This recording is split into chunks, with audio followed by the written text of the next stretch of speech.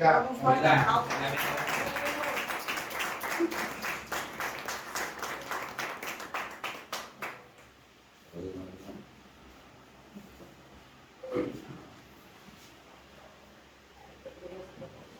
Hola a todos compañeros, buenas noches. Yo me llamo Pepe, yo soy un adicto que está en recuperación.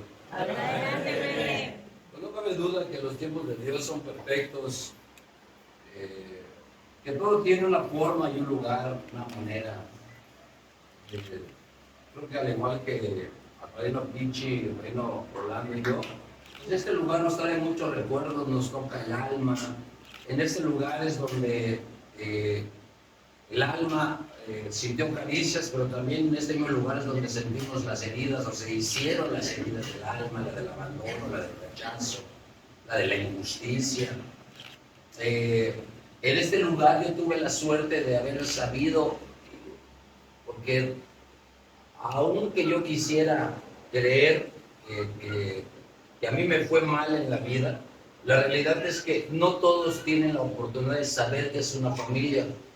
Yo lloré mucho al haber perdido una familia, pero yo la tuve. Hay gente que nunca la ha tenido. Ayer estaba hablando con una persona que apoya al Ejército de la Salvación y me contaba de cómo dejan a los niños en la puerta de ese albergue para niños. Y esos muchachos, pues, que hoy son muchachos, pues hoy hablan, dicen, esta es mi familia, pero muy para los adentros uno entiende y sabe que no tuvo la suerte de conocer a su padre, a su madre, a sus abuelos, y esa es una realidad. Entonces yo tuve la suerte de que al menos una parte de mi infancia yo supe lo que era una familia.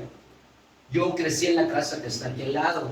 Esa casa, el terreno se lo vendió mi abuelo, mi papi, que era papi, compró unos terrenos, de hecho compró toda la cuadra. Y cuando mi padre decidió dejar de ser militar y para establecerse en un solo lugar porque la andaba viajando, pues mi abuelo y mi papá se llevaban muy bien, se respetaban, eran dos caballeros, eran dos cabrones así de huevos. Yo tengo malos recuerdos de escucharlos platicar, no sé de qué hablaban, pero se veían chingones así, hablando de cosas. Mi abuelo era un hombre muy sabio, autodidacta, muy sabio. Ahora que estamos grandes entendemos por qué, porque no solo ahí estaba el librero eran todas estas paredes eran los libreros, yo lo recuerdo. Es cuando mi padre le dice, es que yo yo creo que voy a dejar la milicia, voy a establecer, y mi abuelo le dice, ¿por qué no trabajas conmigo? Mi abuelo tenía cantinas, ahorita la sacamos esa parte, hermosa. Mi abuelo se dedicó a las cantinas, eso lo hizo más sabio, porque eso hay que entenderlo. Se estudian los libros, pero se aprende en la gente. Por eso los padrinos al tiempo se vuelven sabios, no solo por lo que han leído, sino por lo que han sentido a través de una resonancia emocional de poder comprender y hacer empatía con alguien, tanto en su dolor como en su alegría. Hoy lo sé. Entonces, mi abuelo estudió muchos libros, pero aprendió con miles de borrachos, porque un borracho dice la verdad a todos menos a su vieja, ¿no? Hay sus excepciones, horrorosas, por cierto. Entonces mi abuelo le vende ese terreno y entonces mi papá construye esa casa especial para mi madre, para mi hermano y para mí. La construye especial y nos toca vivir. Nos toca vivir a mi hermano, a mí, a mi madre y a mi padre. Nos toca vivir lo hermoso de tener una familia, de desayunar, almorzar, de convivir con papá, con mamá. Mi papá jugaba mucho con nosotros. Mi papá tenía una frase bien verga, decían, aquí en este brazo, cuelga su hamaca Tarzán, Superman, y en esta Tarzán, o la vez Calimán, y yo decía de niño, verga, no sabía que Tarzán no ven hamaca, qué verga, decían. Entonces uno se va enterando de las cosas con el tiempo. Y mi papá pues era alguien grandote, imagínate. Entonces yo estaba muy orgulloso de mi papá, además de razón, bueno, Bigotes, mi mamá además era un culo, ganó el concurso de belleza en la colonia, lo ganó, imagínate, el concurso de belleza. Mi madre una reina de belleza y mi padre un cabrón militar. No mames, era un agasajo tener esa familia. Luego, Hoy sé que todo tiene un principio y tiene un fin y todo es equivalente. Una vida, eso terminó de una manera trágica, de una manera que no nos esperábamos. Yo recuerdo a mi abuelo, un hombre muy fuerte, y a mi abuela, padre y madre de mi papá, de mi mamá, perdón. Yo lo recuerdo llorando, es de las pocas veces que yo vi a mi abuelo, o sea, al suegro de mi papá, verlo llorar, porque ellos eran amigos. O sea, mi abuelo y mi papá eran amigos, porque para platicar con mi abuelo era muy complejo, era un hombre muy sabio. Era como que hables con el padrino. Los temas que tocaban eran muy cabrones, entonces mi papá también era un hombre muy sabio, muy inteligente. Y entonces yo recuerdo ver a mi abuelo llorar la muerte de mi papá. Esto habló de su suegro, de la parte del papá y la mamá de mi abuelo. Esa historia casi nunca la he contado. Pero mi abuela muere de tristeza a los 8 meses del asesinato de mi padre.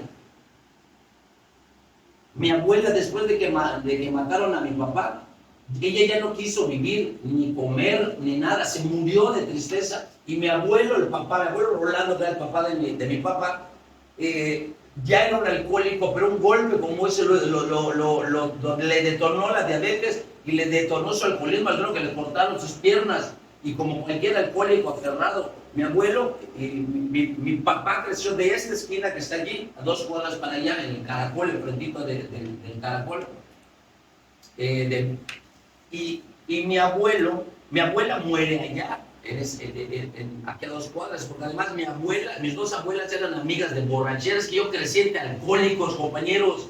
Mi abuela era alcohólica, mi otra abuela era alcohólica, mi abuelo era alcohólico, mi otro abuelo era alcohólico. O sea, yo crecí entre alcohólicos, y esta era una casa de alcohólicos, y la de acá al lado también, y la de acá, todo era alcoholismo. Una bola de... Mi abuelo en su silla de ropa, no, esa calle era calle mala, esa madre. No más mala que tus pensamientos, pero era mala, era difícil. Y mi abuelito se escapaba de mi tía, le eché hecho la puta madre con su silla de ruedas. Pero no mames, si metía a las Olimpiadas Paralímpicas, ganaba. Venía hecho su puta madre. Y yo me recuerdo a mi mamá encima del refrigerador tenía un pomo de Arceo joven. Desde que escuchaba mi mamá, Jolly, gritaba mi abuelo, el papá de mi papá, Jolly, agarraba a mi mamá, pagaba la botella, sacaba un such, medio vaso, puta, entraba mi abuelo así con trabajo con su silla de ruedas y le decía a mi mamá, toma. Puta, no bien estaba terminado de tomar esa vez cuando entraba mi prima y mi tía, tu papá, coño, no le vayas, se lo llevan, gracias, Jolly, y se lo llevaban. A veces una vez al día, una vez cada 3 días, a veces se rayaba 3 veces, 3 vueltas y les escapaba. Como anexado lo tenía, a veces escapaba hecho la madre. Y esos son los recuerdos que yo tengo de mi abuelo, que venía hecho su puta madre en su silla de ruedas a tomarse un trago de Arceo, y entre sus piernas un portafolio como con 12 cajetillas de delicados. Así olía mi abuelo, olía a tabaco y Arceo, joven. Y mi abuelo Luis era alcohólico, pero era un alcohólico de otro tipo. Era un alcohólico de puta, se chingaba el diario de Yucatán, puta, pero de la página 1 hasta la última, todos los días. ¿Sí? Porque era muy importante que terminara el periódico de todos los días para que empezara a leer sus libros. Así era mi abuelo. Entonces yo tuve la suerte de vivir esa parte hermosa hasta que todo se acaba. Cuando todo se acaba en la cuestión de lo que es la familia, esa noche, esa tarde noche, cuando asesinan a mi papá, yo a 20 metros de aquí aproximadamente era donde yo dormía con mi papá. Aquí a 20 metros. Yo ahí dormía con mi papá, yo dormía en los brazos de mi papá. Yo siempre dormía en los brazos de mi papá. Mi papá era el héroe, o sea, mi papá podía con el coco, la mano peluda, en su puta de todo. O sea, no había alguien que no le pelara la verga a mi papá. Hasta que lo mataron. O sea, no solo matan a mi papá, sino al héroe que me va a defender del coco, de la mano peluda y su puta madre. Yo lo veo morir. Es un shock muy cabrón esa madre. Hoy sé lo que significa un trauma. Porque la palabra trauma, pues es traumatismo craneoencefálico, tiene un trauma, o sea, el trauma es cuando se rompe algo y él nunca va a quedar igual. Yo lo que cuando matan a mi papá, se rompe algo dentro de mi mente, dentro de mi cabeza y se genera un trauma.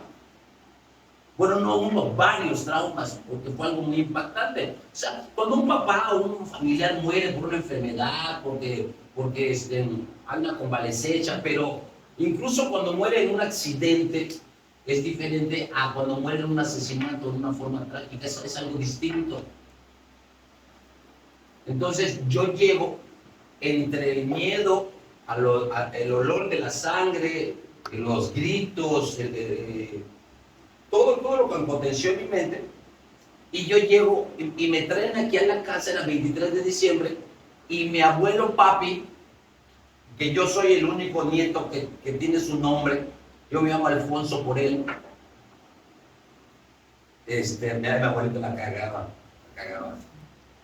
Mi abuelo, bueno, tengo primos que hasta el día de hoy, que la reflexión que decía del resentimiento es un lujo, que no se puede. Pues tengo primos que tienen el lujo de estar imputados conmigo hasta la fecha.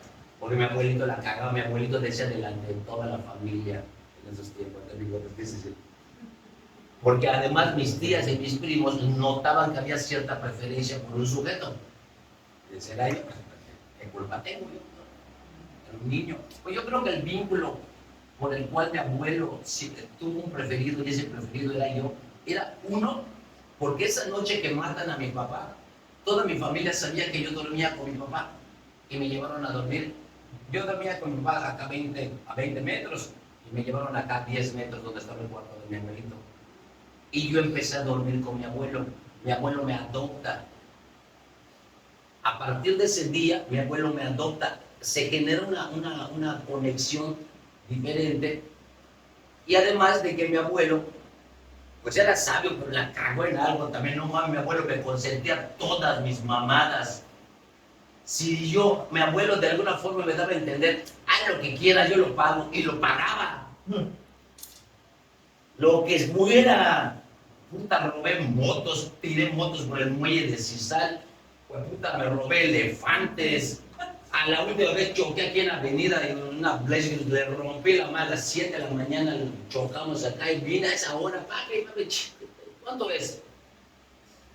O sea, mi abuelo me maleducó, me mostró cosas de la sabiduría, pero también me maleducó muchas veces, pagó pedos míos. Entonces,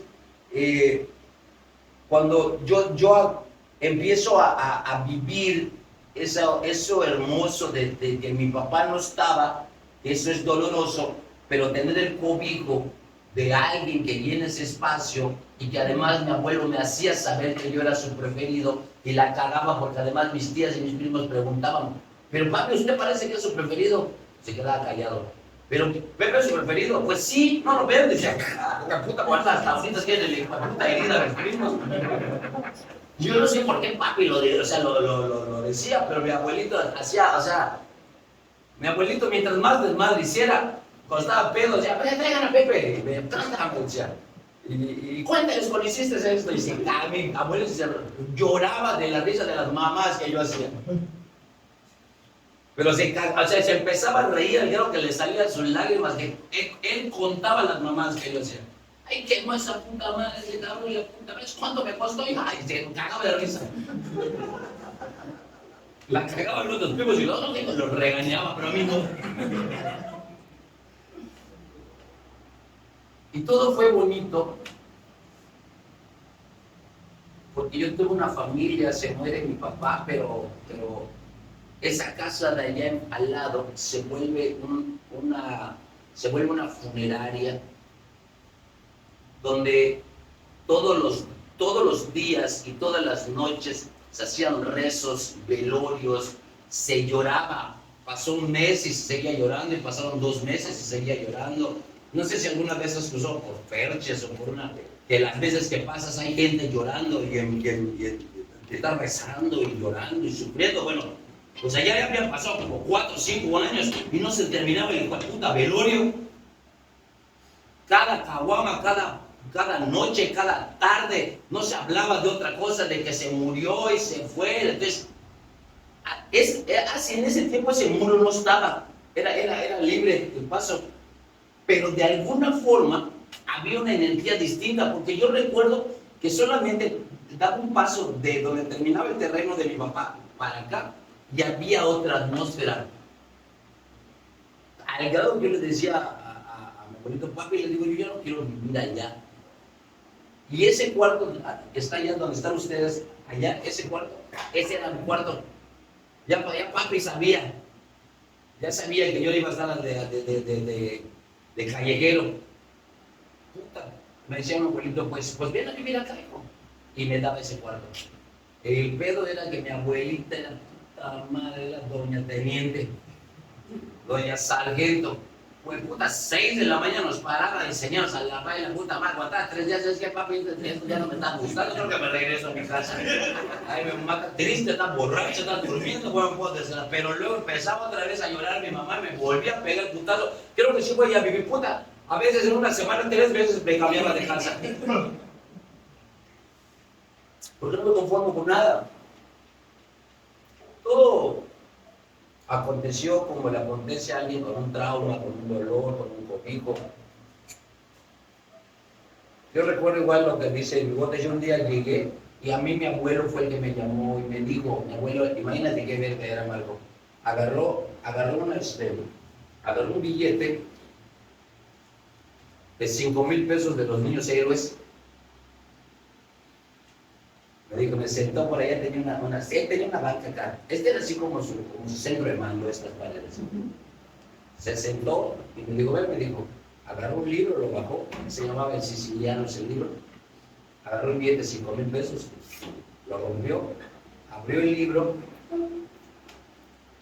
y lo puso en la primera hoja. Me dijo, ¿quieres los otros 5? ¿Quieres la otra mitad? Es como que le digas a un chavito de, no sé, de 8 años, 9 años, 9 años. Le agarras un billete de 1,000 varos, de 1,000 pesos y lo rompas. Y diga, ¿quieres la otra mitad? Sí. Bueno, si lees este libro y me explicas qué dice acá, te doy la otra mitad. Un niño de 9 años, entre 500, 1,000 varos, yo calculo, yo con 1,000 pesos. O sea, vale, de que eso me guardó mi abuelita, ¿no?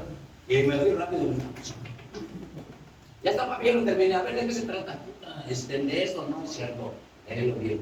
Lo que tienes que hacer es comprender la historia. Y entonces ya me tardé unos días más, como una semana, pero cuando lo leí, dije, ¿qué está, papi? Y ya me preguntó, lees esto, y la madre, si ya era la cosa nuestra, es esto, la ley de los muertos, es esto, ¿qué significa un pescado envuelto? O sea, todo me hizo preguntas así de examen de mafioso. De la paciencia, la chinga, se me dio la otra mitad, me fui a gastar el dinero. Al rato, una noche llegué, papi, quiero otro. Y rompió otro billete. Y entonces me dio el padrino. No me dio el padrino, me dio El Viajero, la vida y leyenda de Marco Polo de Guy Lewis. Ese libro me dio mi abuelito de la verga, él sabía que el libro nos daba cada tiempo. El Viajero me dio. Después del Viajero me dio El Azteca. Y después del Azteca me dio El Padrino.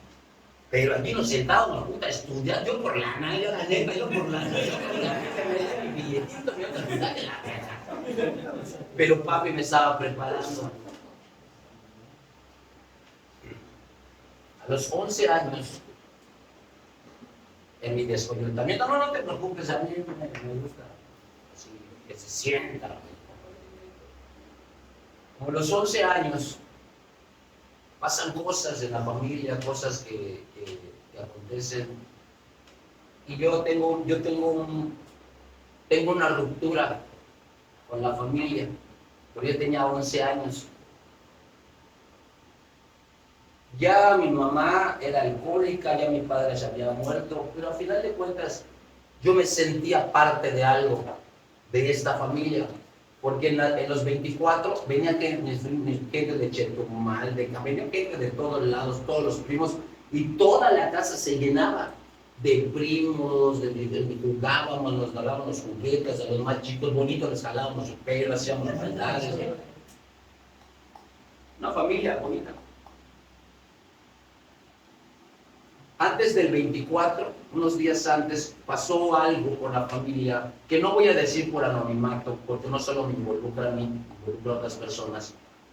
El caso es de que, por alguna razón, que hoy entiendo que la ignorancia muchas veces puede afectar, en su ignorancia, al que rechazan y dejan huérfano, ahora sí huérfano de la familia es a mí.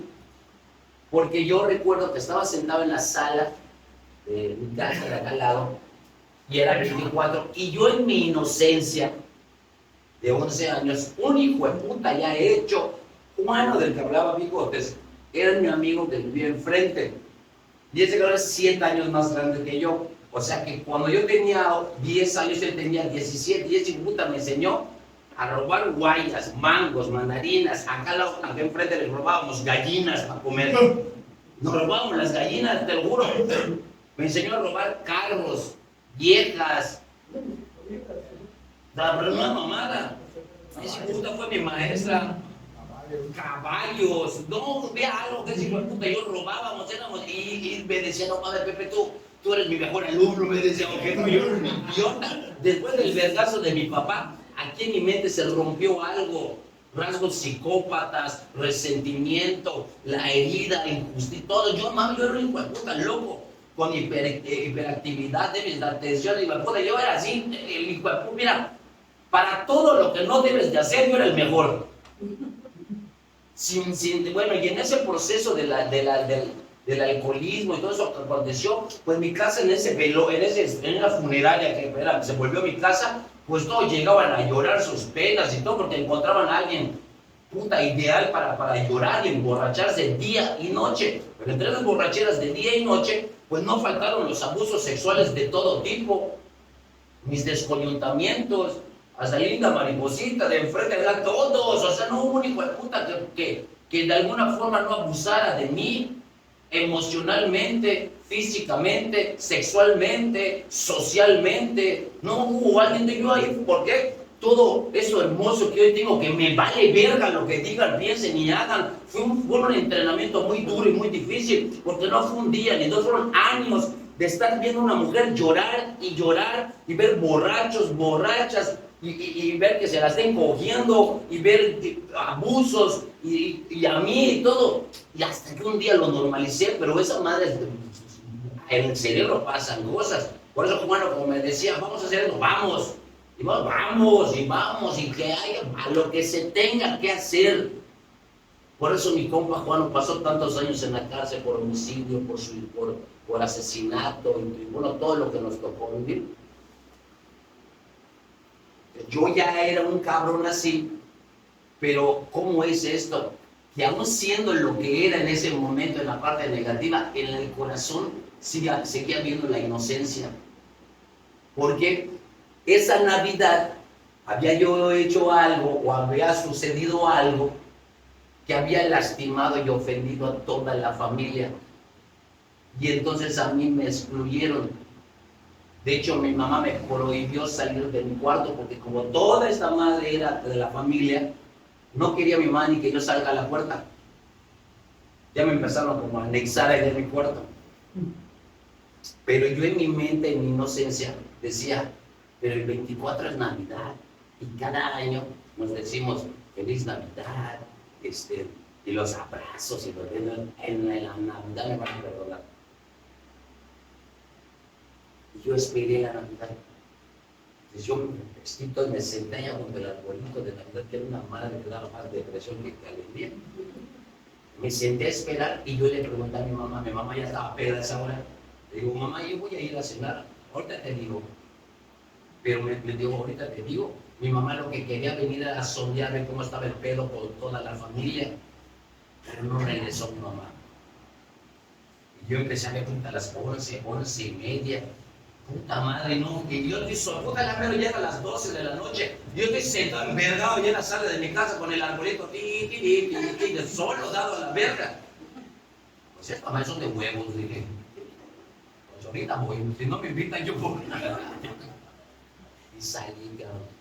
Cuando yo calculé y empecé a escuchar que ya era la hora de los abrazos, de los besos y del perdón, yo salgo y me paro en la puerta.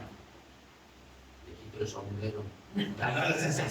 Por poco y los canto las ramas y me daban una. Y me mandaron a la verga.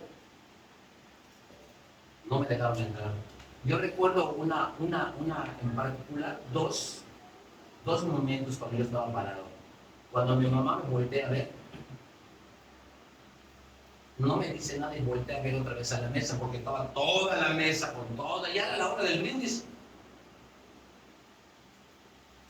Y cuando mi abuelo voltea a ver, voltea a su cara otra vez, yo vi que mi abuelo, yo más que de mi mamá, creo que esperaba de mi abuelo, pues si era, yo soy bebé.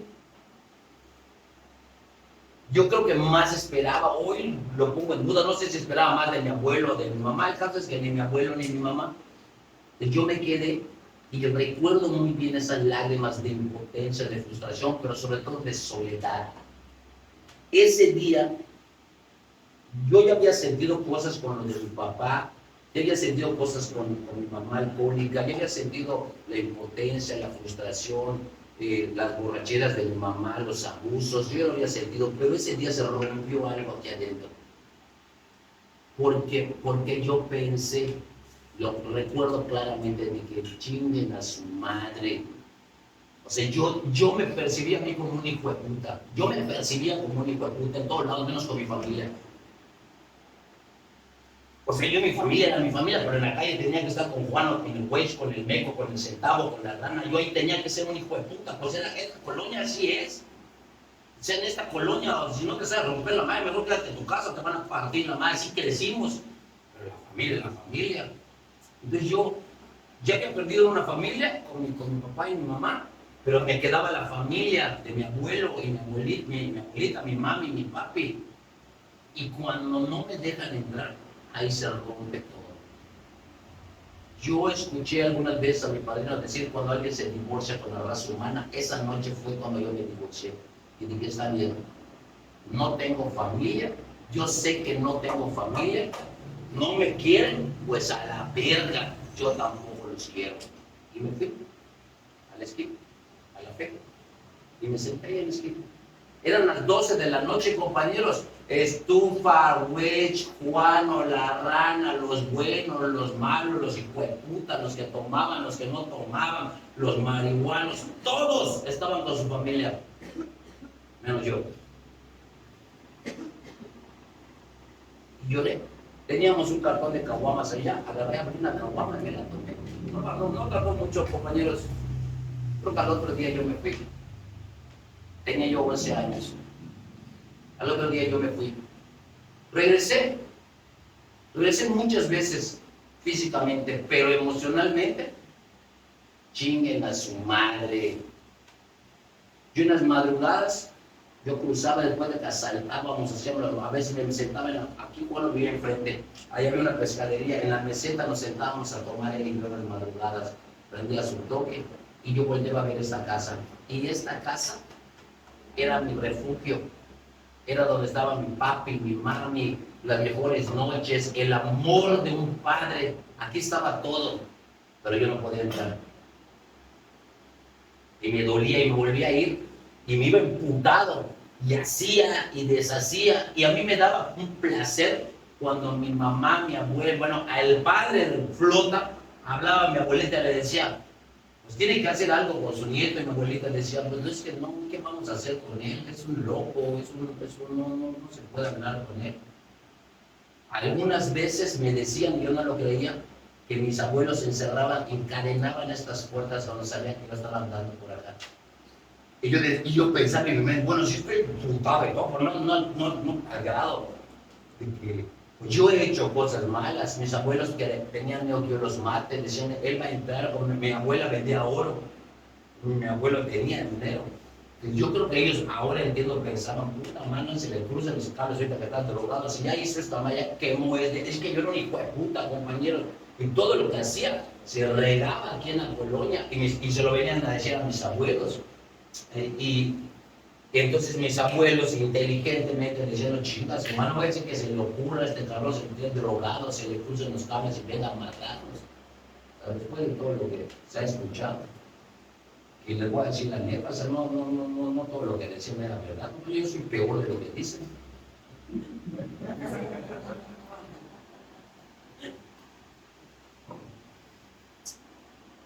Y así pasaron 22 años de mi vida. 22 años, hermano.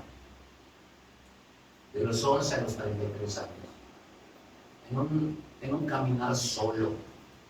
Para a veces bigotes de toda la familia, el único compañero que conservé como padre, el único, ni mi mamá, absolutamente, el único compañero que conservé como parte de mi familia fue bigotes. Fue el único compañero al que conservé, al que respeté, o sea, de alguna forma me volví peor compañeros. Peor en la calle. Bueno, yo a Bigotes ni siquiera le decía yo las cosas que hacía. Yo de repente llegaba a su casa, él se casó, tenía su familia, era casi bueno, farsante, intentaba. Le dije, domingo voy a ir con mi familia a la playa. Ah, bien, anda. Vamos, me decía. Si puedo, voy. Ahorita mal, 10, 11 de la mañana, estoy en un puntero, todo a la verga y todo, la chinga, su madre, bendita Bigotes, que yo ir con la familia, ahí llego, voy a estar con sus hijas en la playa, así. Sevilla, sabes, así playa de familia. Yo llego todo borracho, con mis botas a la playa, mi chaleco y con 3 bailarinas. No, carnal, que vamos a cumplir. Decía, no mames, o sea, te lo juro, o sea, yo así era. Al único que conservé en mi corazón como parte de la familia era Bigotes. Pero del resto, yo entendí la soledad, comprendí la soledad, no en buena, o sea, yo lloraba, no la entendí bien, sino más bien que era el rechazo. Desde hace poco les compartía que la herida del abandono, que es de la más profunda que yo he tenido, me hace tan dependiente y tan codependiente. Pero yo les decía hace unos días en playa que sabrás que la herida del abandono está siendo curada y quizás ya empieza a cicatrizar el día que la soledad la puedas convertir en libertad. Yo me fui, mandé a chingar a su madre todo, gritando de libertad, pero me fui con una profunda soledad del abandono, y por eso es que fui tan dependiente al alcohol, a la droga y a las relaciones destructivas. 22 años. No había cantidad de alcohol, ni de droga, ni de mujeres, ni de hombres, ni de amigos. Ningún lugar podía. Yo tenía casas por todos lados. Para mí era lo mismo estar en medio. O sea, una locura, porque la herida estaba desangrándose. Hasta que un día, y una de las cosas más dolorosas de mi vida era verle fallado a mi abuelo, a papi. Esa madre era algo así. Yo recuerdo que cuando ya estaba un poco más grande, quizás como de 30 años, ya habían pasado quizás 18 años, un día Bigote yo estábamos en el muelle y le decía, es que a mí me duele mucho que papi no me perdona, papi, ya han pasado muchos años, o sea, yo ya lo veo, pasó papi, buenas noches, pero coño, cuando alguien te ha amado como mi mamá o mi abuelo, mi abuelo era verga, entonces yo sabía que me podía tratar conmigo, pero él no me había perdonado. Y hice algo muy feo para la familia. Desde su punto de vista, por supuesto. Y yo sentía que esa madre no había pasado. Entonces una noche sí salí, me puse bien loco, pero bien loco. Creo que ese día puta iba a meter un carro, no solo porque Bigotes estaba así, ¿no? Si estando Bigotes hizo un cagadero, no tiene ni idea de las mamás que hice en ese lugar. Desde orinar en un vaso y tirárselo a todos los que estaban bailando, agarró un carro, le iba a meter, ya estaba, pero entraban en procesos de psicosis y de locura, era alguien así, raro. En esa ida, creo que al otro día, el domingo, yo me atreví a ir, creo que hasta tú me acompañaste, fue en y que le voy a pedir perdón a Pablo. sea, yo ya lo había hecho varias veces, pero no lograba su perdón. Y esa noche, yo recuerdo, pedo, fui a la casa de César y lo mandé. No entré a la casa, yo no me sentía con derecho. Me quedé en la puerta otra vez en la reja. Y le pedí que saliera y salió. Y dije, yo ni siquiera entendía el dolor, la vergüenza, lo que había sucedido de ellos. Yo solo entendía lo mío. Y le decía, papi, es que yo no sé cómo decirle que me perdone, han pasado muchos años. Yo le quiero pedir perdón. No sé qué tanto sea, pero yo le quiero pedir perdón. Yo lo necesito. Y me dijo, sí, no, te perdono. Deja que yo le dé un abrazo. Pues sí, me abrazó. Algo más. No, más. Me quité otra vez. Yo sé, a lo mejor él me perdonó, no lo sé. Él igual era un hombre muy inteligente, pero también era duro, era raro, ¿verdad? A lo mejor te estás imaginando a mi abuela, si la gente no mames, era una teleganita así, güey, un padrote. Está curioso mi abuelo. Chingó a su madre otra vez. Y yo me fui con la sensación de que, bueno, yo lo intenté, o sea, ¿qué más? Pues chinguen bien a su madre y me vuelvo peor. Yo calculo, no sé, 2, 3 años más, pero la verdad no pude esa etapa de tanto alcohol y tanta droga. Hay cosas que no ubico bien, por la laguna mental, muchas cosas. Lo que te puedo decir es que un día chingó a su madre como tiene que chingar a su madre un cabrón como yo. Y es real, le chingó a su madre. Y un día me tocó perder lo que tenía que perder, aunque ya había perdido un chingo de cosas, pero me tocó perder algo que me hizo sentirme peor, otra vez el peor de la familia. Ahora entiendo que más que mi papá, más que mi abuelo, más que el pedo era la sensación de ser un huérfano. Esa sensación de ser huérfano. Cuando yo pierdo a mi familia, es cuando yo decido hacer algo. Voy a decirme y escribo. Cuando yo salgo de escribir, yo escribo en junio, y yo salí el domingo, el lunes, le dije a Teo, lunes o martes, pero fue al otro día o a los 2 días, le digo a Teo, tengo que hablar con mi abuelo.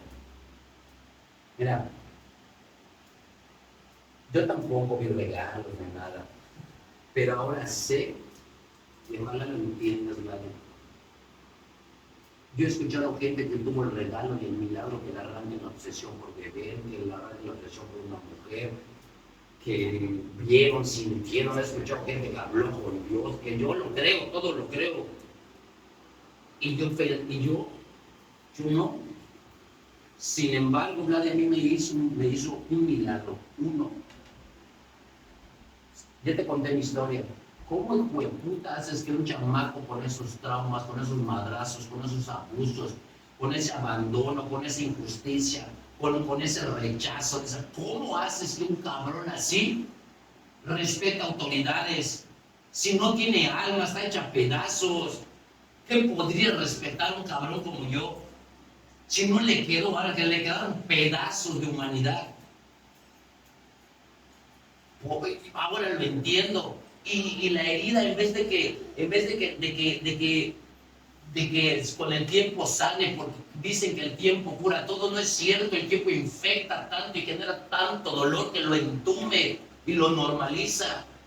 Por eso yo con el tiempo nunca me volví mejor, me volví peor ser humano, sin respetar nada, sin valores, sin moral, sin dignidad, absolutamente nada, no puede ser. Las heridas no se curan por sí solas, se infectan. Lo malo de tocar fondo es doloroso, pero quedarse en el fondo es una tragedia. Mi vida era una tragedia, yo no lo sabía, normalicé la tragedia. Por eso lo peor de mi vida era que yo no podía respetar nada ni nadie, mucho menos una autoridad. Nada, ni la escuela, ni nada. El milagro que yo tuve en la hacienda No fue ver nada ni sentir nada. El milagro solo fue uno, que cuando salí yo era obediente. Yo no sabía que era la obediencia. Lo único que sí me dijo mi padrino, para que esto te funcione, tienes que ser obediente. Y yo dije, verga, yo nunca he sido obediente. Cuando te agarraba un policía, lo agarraba. Pero bueno, no había, además, lo que me decían, no te sientes acá, y yo me sentaba. Desde niño. Me decían, no hagas eso. A ver qué verga va a pasar. A ver, y ahora me van a romper la madre. Me van a lastimar. Me van a rechazar. Se van a ir. Sí, ya vengo. ¿De qué forma me pueden lastimar? ¿Qué pueden hacer ustedes que no me haya hecho mi mamá, mi papá, mi abuela? O sea, ¿de qué fue? Al contrario, uno se vuelve masoquista. O sea, rómpeme la madre, pero bien rota. O sea, ya nada más falta ver qué tanto más puede aguantar un hijo de puta como yo. No, nada más eso falta. ¿Qué más? La indignidad de todo esto. Cuando yo salgo de la hacienda, yo siento que tengo una oportunidad, Claro, habían sido 22 años de caminar en una soledad lleno de gente solo, más 37 de haber perdido a mi papá, o sea, 37 de haber perdido a mi papá y 22 años de no tener familia. Lo único que tenía era bigotes, era lo único, era mi único vínculo. Y cuando salgo de la hacienda, digo yo, no mames, yo siento algo chingón. Y me dijeron, obediencia, obedece. Sí, padrino, sí. Y me dan la sugerencia, lávatelo bien, ayudado, reparación de daños y la importancia de la obediencia misma. Me pusieron, ¿a quién crees que le hayas hecho más daño? Y salieron personas, pero yo sentí en mi corazón que al que más había traicionado era el patriarca de la familia por mi fuertismo. Era urgente para mí. Ya me había mandado a la verga una vez, ya habían sido años, ya había ido otra vez, me volvió a mandar a la verga, pero mi padrino fue verga y me dijo, ahora anda con esta nueva conciencia y haz tu reparación de daños con él. Y dije, verga, y si me vuelve a mandar a chingar a mi madre, pues con huevos le dije a Temo, llévame a casa de mi abuelo. Paró la camioneta Temo y estaba sentado acá mi abuelito del cielo. 22 años después. Dije, papi, quiero hablar con usted. ¿Qué pasó? Creo en Dios. Estaba leyendo su periódico, me acuerdo perfectamente, su periódico, tenía la tele acá, ¿cómo me dijo? Creo en Dios, le digo. Yo un lugar, yo creo en Dios. Siéntate, me dijo. A ver, cuéntame, ¿qué pasó? Ya me habían dicho que yo no dijera lo de la hacienda. Le vi a mi abuelito y dije, no, vamos a mi abuelito, yo tengo que decir. Y me senté con mi abuelo y dije, mire, pasó eso. Bueno, me cagó la verga, yo ya lo sabía, pero llegué y pasó esto y me dijeron y me pidieron una pregunta y luego me dieron café. Yo ni tomo café, pero tomé café. Yo tomo caguama, no café, pero y le empiezo a apuntar a mi abuelo. Y le conté, digo, un momento, papi, que yo sentí que ya me perdoné. Esa es una de las pocas veces que vi llorar a mi abuelo.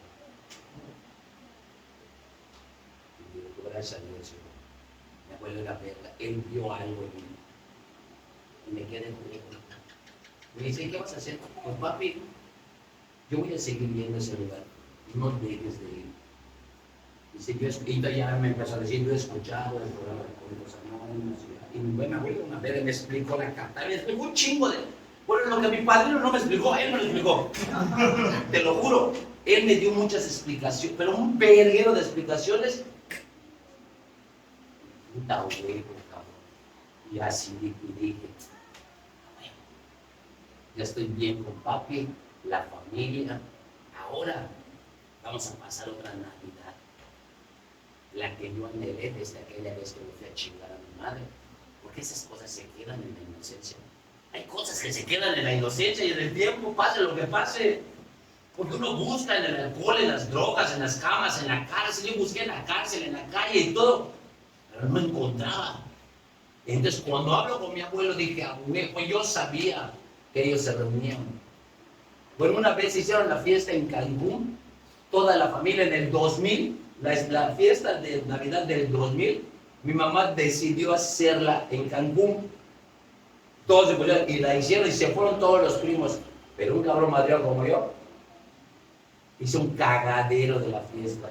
Llegué borracho, drogado, bigotes, acá de comprar su estéreo y todo lo puso para la familia. Llego y todo borracho, lo boto.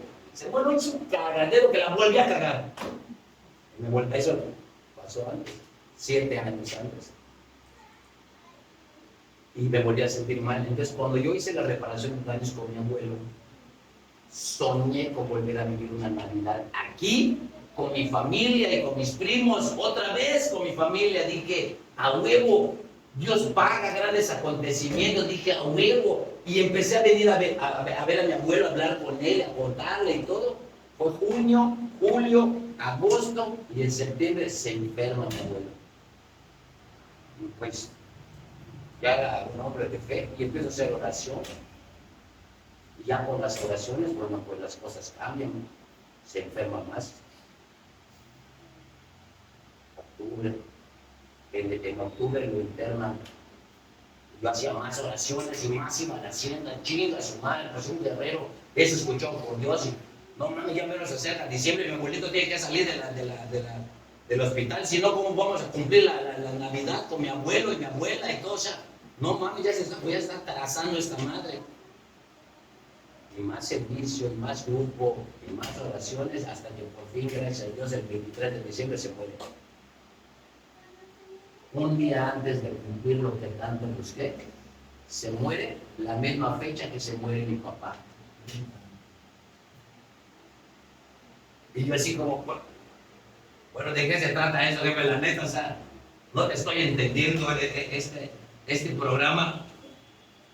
O sea, y apenas llevo 6 meses sin consumir alcohol y droga para que me metas de verdad, si yo estoy aquí por fe.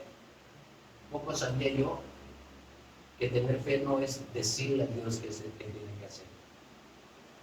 Hoy le doy gracias a Dios que no me apendejé y fui obediente. No tuve esa Navidad con mi familia. Otra vez no la tuve. No se hizo. De hecho, el 24 otra vez estábamos en el cementerio, estábamos en el funeral, en el entierro, y mi abuela, creo que cabe mencionar que yo siempre fui la oveja negra, la vergüenza de la familia. En el cementerio mi abuela me pide, como mi abuela me veía venir a hablar con mi abuelo y escuchaba, yo creo que mi abuelo le decía de qué hablábamos. Mi abuela, de su vergüenza, la vergüenza de la familia, la oveja negra, me pide mi abuela que yo sea el que dé las palabras de la familia para despedir al abuelo. Fue un regalo que sin la muerte de mi abuelo no se hubiera podido dar, pero el regalo además no era para mí. Sí era para mí, pero no solo para mí, porque cuando me subo a la tumba que está a un lado y empiezo a hablar, Bigote ya no bebía, mi mamá ya no bebía, y empiezo a hablar de Dios que hasta la fecha yo no sé qué verga habré dicho. El caso es que cuando me bajo, todos mis primos, y incluyendo a Pichi, a Basto, el papá de Basto, mis primos me dicen, no, o sea, ¿qué onda contigo? O sea, ¿qué te pasó? Porque hablé de la fortaleza y de la aceptación. Bueno, ¿quién soy yo para que Dios me cumpla mis caprichos? Yo quería una fiesta de Navidad con mi familia, pero no se dio, y gracias a Dios ya no la voy a esperar, porque ya no se va a dar nunca. Se acabó, ya se murió mi papá, ya se murió mi otro papá, y o sea, ya deje de estar chingando, deje de estar mamando en cosas que no van a pasar y punto. Ya era difícil aceptarlo, pero lo acepté. La mayoría de la gente pensó que yo me iba a emborrachar y iba a drogar ese día. Pero yo no lo hice. Y ese día le pasé el mensaje a mi familia. Tuvo que haber una muerte en una Navidad, en un 24, para que la gente viera que en el día malo, doloroso, y en el día que Dios me dijo, yo sé lo que deseas, pero no lo vas a tener, ¿qué vas a hacer? ¿Te vas a ir como perrita a llorar, emborrachar, a drogar? ¿O vas a tener los huevos que tanto dices en la hacienda? Que nazca quien nazca y muera quien muera. Y, o sea, vamos a ver si es cierto. Mira el vergazo. Lloré, ¿cómo no voy a llorar? Mi abuelo puso una ilusión que esperé 22 años y para la vi cerquita, Emma, coño. 24 horas antes, chiquitín, para que se cumpla un anhelo de 22 años. Y me dice, no. Por eso yo sé que los grandes guerreros se enfocan en el no, porque el sí está fácil. No es que me digan que no.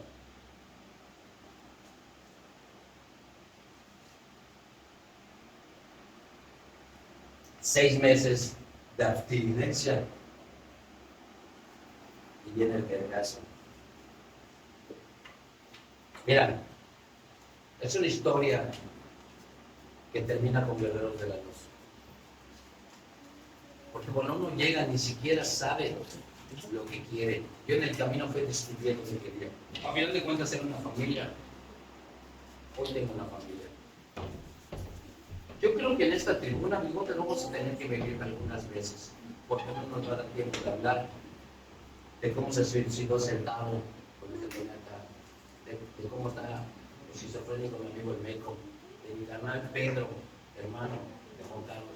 Pedro, hermano de Juan Carlos, era mi camarada, también se suicidó, ponerme emborrachado, ponerme drogué. Pues aquí esta calle está llena de muertes, Cantito, o sea, aquí mi banda de aquí con la que nos sentábamos a tomar, aquí está muerta, está loca, está desaparecida.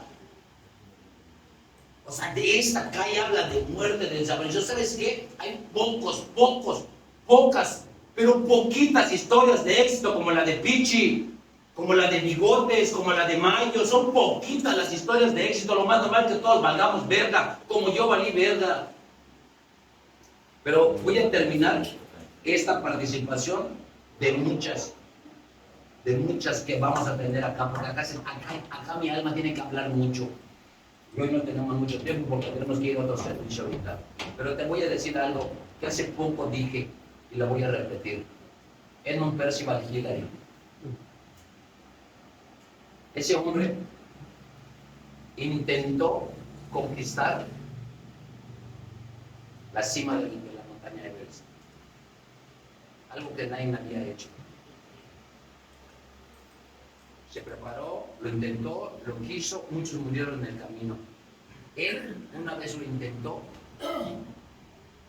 y casi lo logró. Llegó más de la mitad.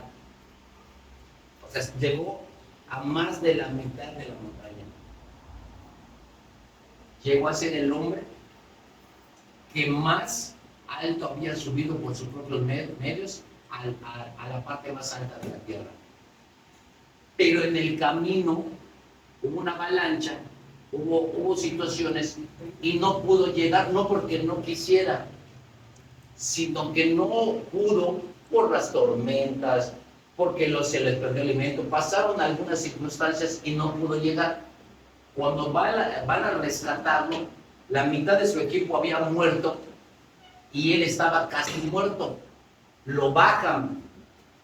Cuando él reacciona, se sorprende de la fiesta que había. Él era australiano. Él se sorprende, y el que no venga bien la historia, allá en el YouTube está la historia completa porque me la cuento, pero yo no me la quiero decir en este momento por algo. Él se sorprende cuando él despierta y se da cuenta que lo habían vuelto un héroe nacional. No llegó a la cima. No llegó a la cima. Porque no llegó. Pero como era el que más alto había llegado, a eso lo hacía merecedor a la medalla de honor de Australia. Reporteros, fiestas, o sea, le hicieron una fiesta para entregarle la medalla de honor. Sir, una mera verga, ¿no? Y él cuando reacciona ve la fiesta y que los premios y que hay una rueda de prensa y dice, ah, pues qué chingón, bueno, pues no llegué, pero qué bueno que reconocieron el esfuerzo, ¿no? Les cuentan que cuando él llega al salón donde estaba la fiesta, Los reporteros le empiezan a entrevistar y al fondo del salón había una foto del Monte Everest. Y dice que cuando lo están entrevistando, en algún momento le preguntan, ¿qué se siente haber llegado tan alto? Y una persona preguntó, ¿y qué se siente que estuvo cerca pero no llegó a la cima? Y dice que esa madre se queda así como, puta madre, sí es cierto, no llegué. Es que se queda viendo en ese momento, voltea a ver al fondo del salón y estaba la foto del Monte Everest. Dice que él quedó sordo, se clavó entre él y la foto. Empezó a ver a la montaña y se empezó a acercar. Y delante de todos empieza a decir, tú, hija de tu puta madre, no sé algo así, tú, no le hiciste. No pude. O sea, yo me imagino en su mente, se me quieren dar una medalla y todo, pero tú y yo sabemos algunas cosas. Que no llegué, que no pude, que me venciste, hija de tu puta madre, le hablaba a la montaña. Aunque ellos festejen, tú y yo sabemos que perdí. Y de repente dice, pero hay otra cosa importante. Que tú no vas a crecer ni un centímetro. Tú te vas a quedar como estás. Pero yo puedo crecer. Yo lo puedo volver a intentar. Puedo prepararme, capacitarme, entrenarme, puedo hacer un mejor equipo, puedo hacer muchas cosas. Porque te voy a derrotar. Te voy a derrotar.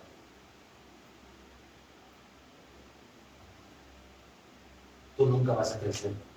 Eres una montaña. Pero yo sí.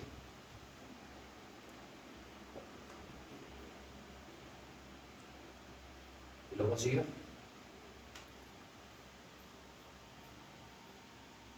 13 de mayo de 1953, si no recuerdo. En un precio de Hillary. No estoy seguro de la fecha, pero creo que es 13 de mayo de 1953. Llega a la cima de la montaña Everest. El primer hombre que llega a la cima de la montaña. Esa es la historia de Precio de Hillary. Pero su idea es maravillosa, entonces.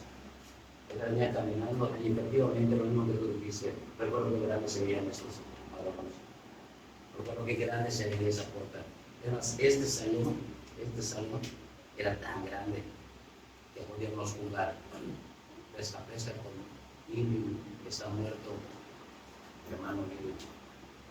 Aquí jugábamos y corríamos y era un perro alcanzar a alguien. Quizás la tristeza, el abandono, que estas paredes significaron en mi vida, una prisión al revés, porque yo estaba afuera, no podía entrar, mi prisión estaba afuera. Pero pasaron los años, eso no me llevó 15 años, llegar a Sudamérica y hasta Norteamérica, para entrenarme, viajar miles de kilómetros, llegar hasta Colombia, llegar hasta Texas, pasando por toda la República Mexicana.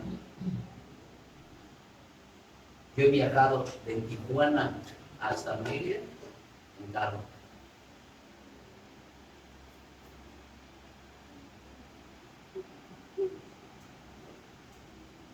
Tantos lugares para estar entrenado, para regresar aquí 15 años después y decir, no resiste. O sea, Edmund Percival Hillary, no creo que cuando había estado en la cima hayan dicho, y todos los pendejos de acá, no, es algo personal. Que yo esté parado aquí, para todos los demás, esta es una casa más, esta es una pared más. Es un lugar más de todo el mundo, para mí no. Este lugar es donde fue el punto de quiebre más importante de mi vida. No fue la muerte de mi papá, ni el alcoholismo de mi mamá, ni su tristeza. Fue el día que la familia me dijo, tú no eres parte de nosotros. Yo solo tenía 11 años. 37 años después, más 37 años después, pero 15 años de prepararme y capacitarme para poder venir y decir todo lo que había intentado antes en este lugar. Ser alguien que tenga familia. Ya tengo una familia. Y tengo la familia y tengo la fiesta que quise ese 24 de diciembre que murió mi papá y el 24 que murió mi abuelo. Yo quería que mi familia esté aquí en una fiesta. Dios y sus tiempos son perfectos. Lo que tanto anhelé no se dio un 24 de diciembre. Más chingas hoy, ni sé qué día es hoy. No chingue a su madre el día que sea. Pero mis anhelos se han cumplido una vez más. Dios paga. Tal vez si yo estuviese emborrachándome, drogándome, esta fiesta estaría, pero yo no. Y yo estoy aquí. Y no soy triste. ¿Cómo voy a estar triste si para mí es conquistar la cima? No estoy triste. Estoy feliz. No mames, regresé a donde me enseñó mi abuelo. Regresé a las mismas paredes donde leí mi primer libro, donde me enseñó mi abuelo. Donde lo abracé, donde lloré, donde le hablé de algunos dolores, de mujeres, de hombres, donde me mandó a chingar a mi madre, el lugar donde le pedí perdón, el lugar donde hice mi reparación de daños por ser obediente, el lugar donde hice lo que tenía que hacer, en estas paredes aquí. A lo mejor la sala lo hubieran hecho allá, la sala, la verga, pero lo hicieron aquí. Yo no lo sabía, me dijeron, vamos allá, vamos, chinga toda su madre. Dios paga. Solamente me pasó eso. Y está preparado. No mames, imagínate, yo cruzo ahorita borracho, y digo, no mames, qué chingón, me están haciendo un lugar, no, verga, me gusta ser parte de la fiesta. Para mí es un regalo. No le he ganado a nadie. No alcancé la montaña o la cima por alguien más. Solo yo no era lo que soy hoy. No era lo que soy hoy. Y para mí esta noche es conquistar en la cima. Estoy en la casa de mi abuelo, pero ahora en la casa de mi abuelo es un grupo. Y como es un grupo, es la casa de mi familia. Y la fiesta que me debía del 24, pues se trataba de hablar de amor, de esperanza, como la fiesta de Navidad. Bueno, pues hoy es Navidad para mí. Así que gracias. Gracias a todos. Y esta historia, pues solo es el principio de un chingo que te voy a contar, así que con calma.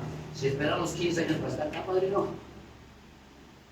los 15 años puedo venir a estar contando algunas historias, o hasta que nos digan Dios. Pero yo por hoy conquisté una cima que nunca había pensado que podía conquistar. Estar en casa de mi abuelo, hablando de amor y agradeciéndole todo. Te digo, gracias. Desde hoy me di cuenta que de toda la familia, y tú lo sabes, tú y yo lo hablamos. Para mí, la familia se unió, el único con el que conservé siempre mi vínculo familiar eres tú. Y hasta el día de hoy, y lo hemos hablado cuántas veces, siempre lo vuelvo a decir. Gracias por estar allá. Gracias por estar allá, siempre todo, hasta el luz de la luz. Está muy chido, empezamos todos. Gracias por ser mi familia y feliz Navidad. 24 horas.